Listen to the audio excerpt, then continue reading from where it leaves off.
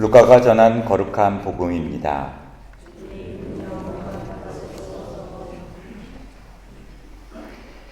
그때 목자들이 베들레헴으로 서둘러 가서 마리아와 요셉과 구유에 누운 아기를 찾아냈다. 목자들은 아기를 보고 나서 그 아기에 관하여 들은 말을 알려주었다. 그것을 들은 이들은 모두 목자들이 자기들에게 전한 말에 놀라워하였다.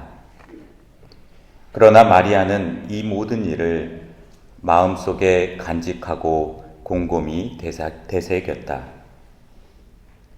목자들은 천사가 자기들에게 말한 대로 듣고 본 모든 것에 대하여 하느님을 찬양하고 찬미하며 돌아갔다. 여드레가 차서 아기에게 할례를 베풀게 되자 그 이름을 예수라 하였다. 그것은 아기가 잉태기 되기 전에 천사가 일러준 이름이었다. 주님의 말씀입니다.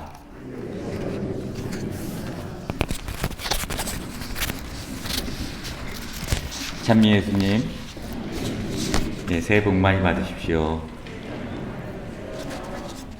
네, 오늘은 천주의 성모 마리아 대축일입니다. 성탄은 하느님께서 우리 곁으로 오신, 하느님께서 인간으로 강생하신 일을 기념하는 것이라면, 오늘 천주의 성모 마리아 대축일은 교회가 성모님의 아들 예수님이 바로 하느님이심을 고백하는 것입니다. 그런 성모님께서 오늘 복음에서 이미 잉태 때부터 가브리엘 천사로부터 들었던 말, 오늘 너희를 위하여 다윗 고을에서 구원자가 태어나셨으니 주 그리스도이시다 라는 말을 다시 한번 목동들을 통해서 듣게 됩니다. 사실 어머니라면 누군가로부터 자신의 아기에 대한 이런저런 모든 이야기들을 듣게 되면 그런 모든 것들이 중요하게 여겨지게 됩니다. 무엇보다 구원의 신비가 자기가 낳아 품에 안은 이 아기로부터 이루어질 것이라는 것, 나아가 이 아기가 바로 하느님이라는 진리는 인간의 이해력을 넘어서기에 마리아는 이 모든 일을 마음속에 간직하고 곰곰이 되새겼습니다. 그 마음속에 간직하고 곰곰이 되새겼다라는 말은 그냥 저절로 이해하였다는 말이 아니라 이 세상 일, 사건 안에서 하느님 뜻을 찾는다는 의미를 갖고 있습니다. 더더군다나 우리가 세상 삶의 여정을 하다 보면 내가 바라는 것과 하느님께서 바라시는 것이 차이가 있는 일이 벌어졌을 때는 그 일, 그 사건 이후에 내가 그 일을 받아들이는, 그 의미를 받아들이는 시간이 필요하게 됩니다.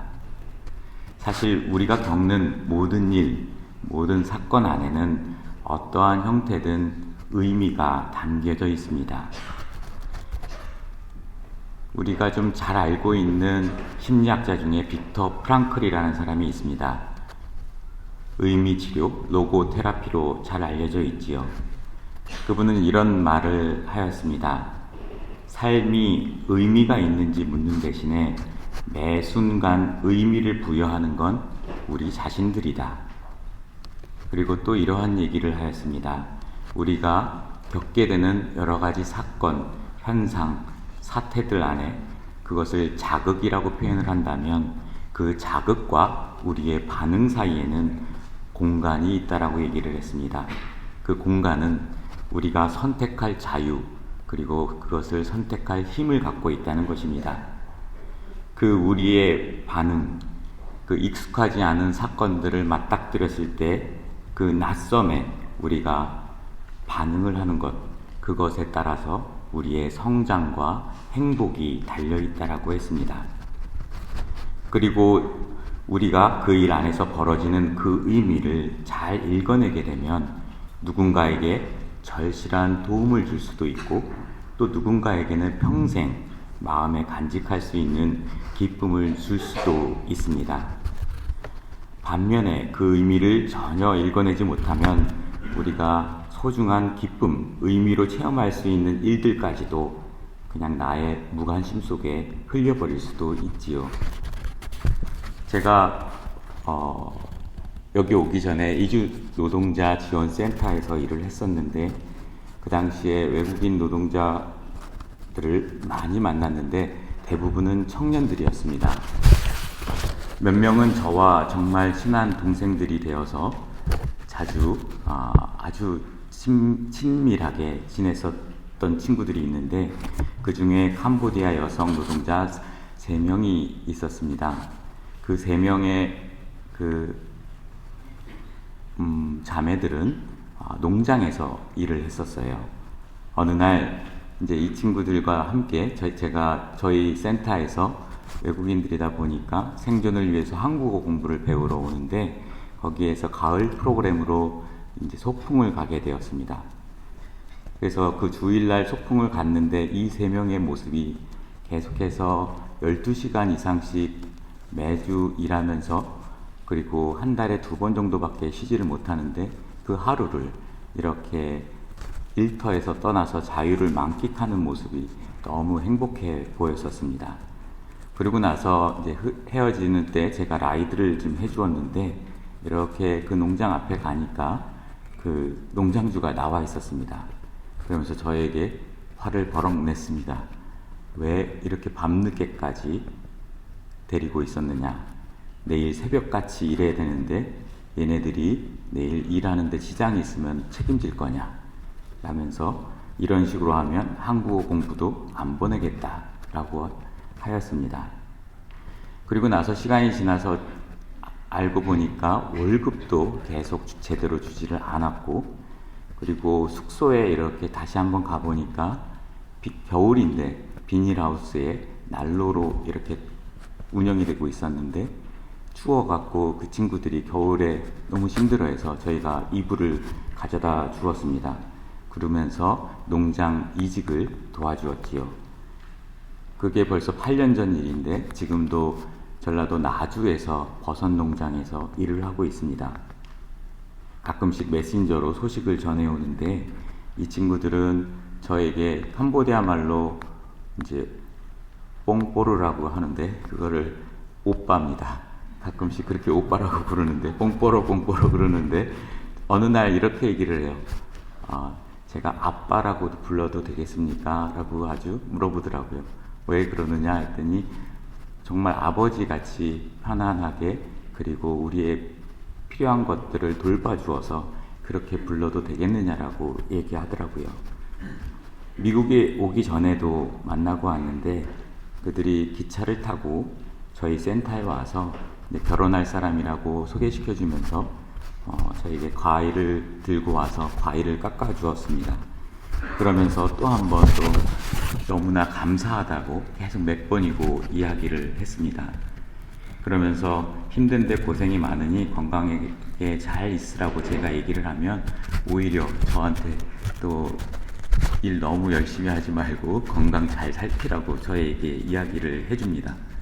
이 친구들은 한국에서의 삶이 고되고 힘들지만 불평, 불만보다는 가족의 미래를 꿈꾸며 기쁨 속에 살아가는 날이 더 많다고 이야기해 주었습니다.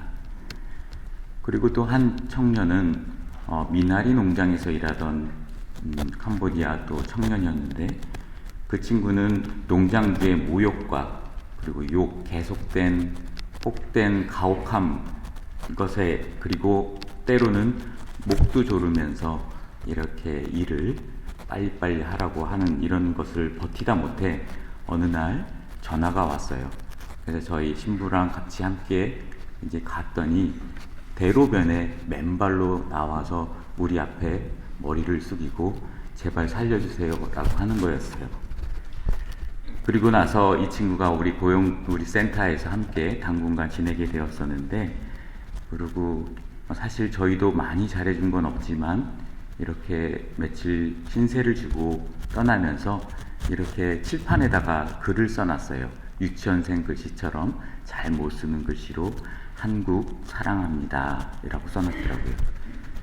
이 친구들은 이렇게 타지에서 어려운 환경에서 고된 일을 하면서도 또 월급도 밀리고 인격적 모독을 당했지만 한국에서 살아가는 자신들의 가족을 위한 이 고된 삶 안에서도 감사한 일들을 더 많이 기억하고 이야기해주고 있었습니다. 자신들에게 일어난 일, 사건 안에서 자신에게 도움이 되는 그 의미를 헤아리고 읽어낼 수 있는 사람들이었던 것이죠. 어떤 일, 어떤 사건을 체험한 후 좋은 의미들을 찾을 수 있는 사람은 행복한 사람, 사랑받는 사람, 긍정적 기운이 높은 사람일 가능성이 높습니다. 오늘 복음에서 성모님 자신에게 목동들이 아기 예수님에 대한 이야기를 한 모든 일들 안에서 그 일들을 단순히 넘기지 않고 성모님께서는 간직하고 곰곰이 생각하였습니다. 여기서 쓰이는 단어가 해마라는 그리스 말이 있는데 그것은 일, 사건이라는 의미도 있지만 두 번째 의미는 말씀이라는 뜻을 갖고 있습니다. 성모님께 목동들이 와서 전해준 그 말, 그리고 벌어진 일들 안에서 성모님은 그 사건 안에서도 하느님께서 담아놓은 의미, 뜻을 찾고 하느님 말씀을 드리려고 하였던 것이었죠. 이런 성모님 태도가 하느님 은총 안에서 살아갈 수 있었던 방법 중 하나였을 것입니다. 우리는 어떤 일, 사건을 통해서 하느님께서 우리에게 알려주시는 것은 무엇인지, 하느님께서 우리에게 원하는 것은 무엇인지, 우리 신앙인들도 모든 일과 사건 안에서 간직할 것과 나의 행동을 결단할 수 있는 그 공간, 그러니까 선택할 자유와 힘을 갖고 있습니다. 우리는 우리가 체험하는 일, 그 사건들 안에 담긴 하느님의 의미, 그리고 메시지들을 발견할 수도 있습니다. 이제 한 해가 지나가고 새해를 맞이합니다.